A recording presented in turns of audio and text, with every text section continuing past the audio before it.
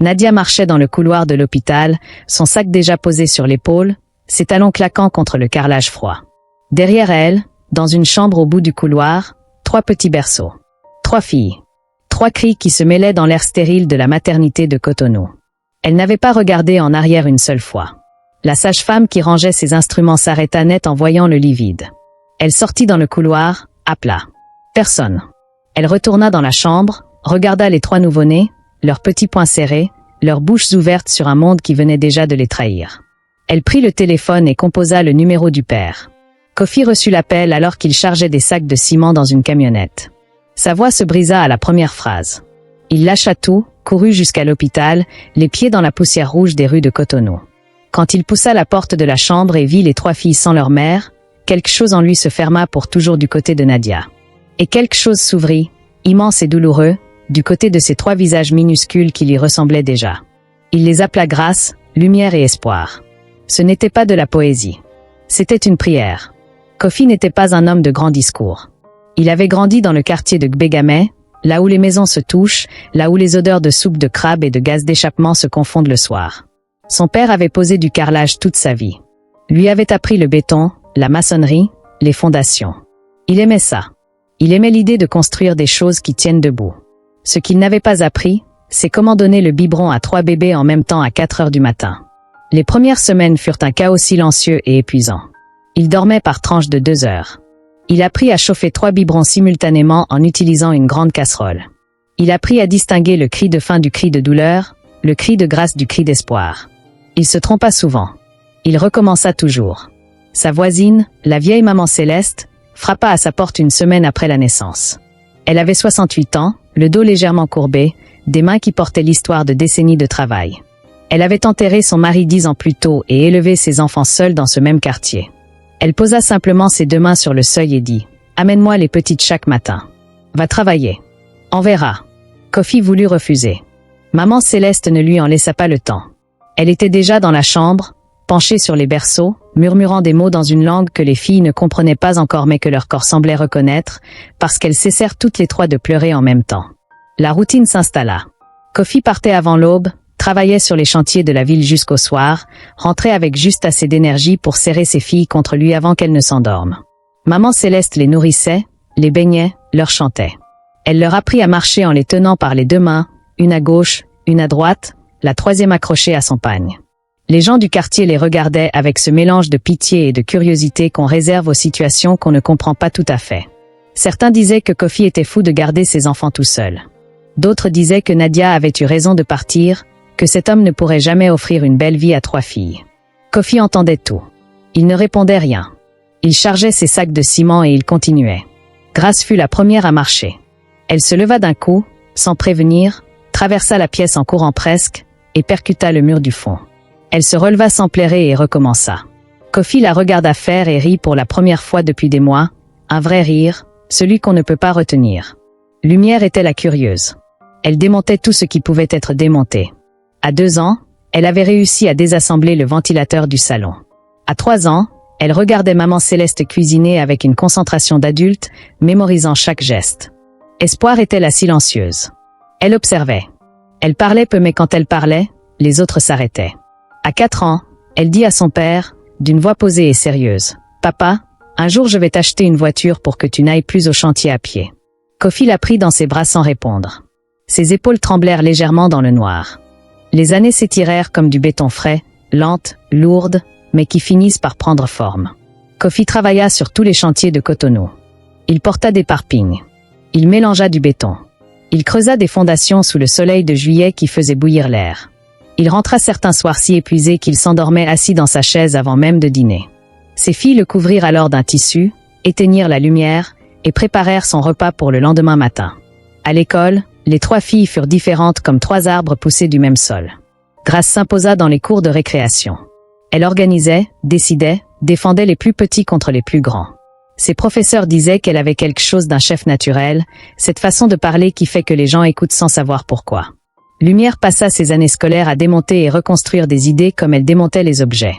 Elle finit par se passionner pour les mathématiques et la physique. Elle résolvait des problèmes en avance sur son niveau. Son professeur de terminale écrivit dans son bulletin « Cet élève pense autrement ».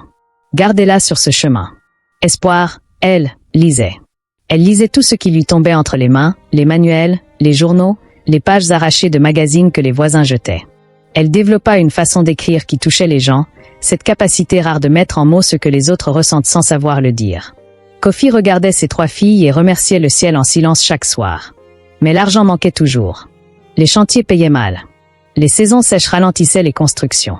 Il y eut des mois où le riz était rationné, où Kofi sautait le repas du soir en disant qu'il n'avait pas faim. Les filles n'étaient pas dupes. Elles ne dirent rien. Elles travaillèrent encore plus. Grâce et Lumière passèrent leurs examens de baccalauréat avec distinction. Espoir les suivit 1 an plus tard avec la mention la plus haute de son lycée. Kofi était assis au premier rang lors des cérémonies, sa chemise du dimanche repassée avec soin, les yeux rouges de fierté et d'une autre chose qu'il ne nommait pas. Mais l'université coûtait cher. Trop cher pour les revenus d'un maçon. Ce soir-là, les 3 filles s'assirent avec leur père et présentèrent un plan. Elles avaient calculé, cherché, trouvé. Grace avait repéré une bourse de la mairie pour les jeunes du quartier. Lumière avait préparé une lettre de motivation pour une fondation qui finançait les filières scientifiques.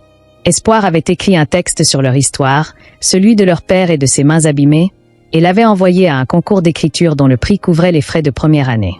Espoir remporta le concours. Les 2 autres bourses furent accordées.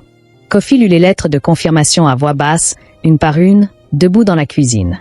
Quand il releva la tête, ses 3 filles le regardaient. Il ouvrit la bouche. Aucun mot ne vint. Il hocha simplement la tête, encore et encore, comme s'il voulait graver ce moment dans un endroit profond de lui-même. Les années d'université filèrent. Grace étudia la gestion et le droit des affaires. Elle avait cette intelligence pratique qui transforme les obstacles en ressources. Lumière s'orienta vers le génie civil, ce qui fit sourire Kofi. « Ma fille va construire des ponts », dit-il à Maman Céleste. Maman Céleste répondit, « Elle a appris de son père. » Espoir fit du journalisme et de la communication. Elle écrivit des articles qui commencèrent à circuler, d'abord localement, puis au-delà des frontières du Bénin. Pendant ce temps, quelque chose se construisait en dehors de Cotonou. Grace, dès sa 2e année d'études, avait commencé à revendre des produits importés entre les villes. Un réseau modeste, une relation de confiance ici et là, un sens aigu de ce que les gens voulaient acheter. À sa sortie de l'université, elle avait déjà une structure, 3 employés, et une réputation d'honnêteté qui valait de l'or dans le milieu du commerce béninois. Lumière obtint un stage dans une entreprise de construction au Sénégal. En 2 ans, elle en devint l'une des chefs de projet les plus demandées. Elle revint au Bénin avec des contacts, des compétences et un carnet de chèques. Elle créa sa propre société de construction. Les premiers contrats vinrent rapidement. Les suivants encore plus vite. Espoir devint une voix. Ses articles étaient repris. Elle lança une plateforme de récits africains qui attira des centaines de milliers de lecteurs en moins d'1 an. Des marques la contactèrent. Des conférences l'invitèrent. Son nom commença à apparaître dans des listes de femmes africaines à suivre. Les 3 sœurs ne s'étaient jamais perdues de vue. Elles s'appelaient tous les jours. Elles se soutenaient, se corrigeaient, se poussaient. Quand l'une faiblissait, les 2 autres portaient. C'était ainsi depuis les berceaux de la maternité. Rien n'avait changé. Un soir, Grace appela ses sœurs en vidéo. Sa voix était décidée. Papa a suffisamment travaillé. Ses mains ont assez saigné. On lui construit quelque chose. Pas une maison ordinaire. Quelque chose qui dit à tout le quartier ce que cet homme vaut. Lumière avait déjà le terrain depuis 6 mois. Elle l'avait acheté discrètement dans un quartier résidentiel de Cotonou, loin de Gbégamé mais pas trop. Un endroit calme, avec des arbres, de l'espace. Espoir avait déjà les plans en tête. Elle voulait que chaque pièce raconte quelque chose. La grande véranda pour les soirs où Kofi aimait s'asseoir dehors. Un atelier au fond du jardin, parce qu'un homme qui a passé sa vie à construire a besoin de continuer à construire quelque chose, même pour le plaisir. Une chambre pour Maman Céleste, parce que ça ne se discutait pas. Les travaux prirent 8 mois. Lumière supervisa chaque détail elle-même. Elle voulait que les fondations soient parfaites. Par principe. Et parce que c'était la maison de son père.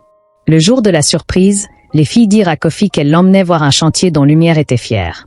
Il monta dans la voiture sans se méfier, curieux comme toujours de voir le travail bien fait. Quand ils s'arrêtèrent devant la grille, il ne comprit pas tout de suite. Il regarda la maison, les arbres, la plaque dorée au-dessus de l'entrée. Ses filles étaient sorties du véhicule. Elles se tenaient devant lui, les 3 ensemble, comme elles se tenaient toujours quand quelque chose d'important allait être dit. Grace parla la première. « C'est à toi, papa. Tu as construit des maisons pour tout le monde sauf pour toi-même. On a corrigé ça. » Kofi ne bougea pas pendant un long moment. Son regard allait de la maison à ses filles, de ses filles à la maison. Il posa une main sur le portail, comme pour vérifier que c'était réel. Puis ses jambes ne le portèrent plus. Il s'agenouilla sur le sol, la tête entre ses mains, et ses épaules bougèrent de cette façon qui dit tout sans rien dire. Les 3 filles s'agenouillèrent avec lui. Lumière prit sa main droite. Espoir prit sa main gauche. Grâce posa sa tête sur son épaule. Ils restèrent là tous les 4, sur le trottoir devant cette maison, sans que personne ne dise rien pendant longtemps. Maman Céleste était assise sur la véranda. Elle les attendait. Elle avait cuisiné. Ce que Kofi ne savait pas encore, c'est que quelqu'un d'autre les observait ce jour-là.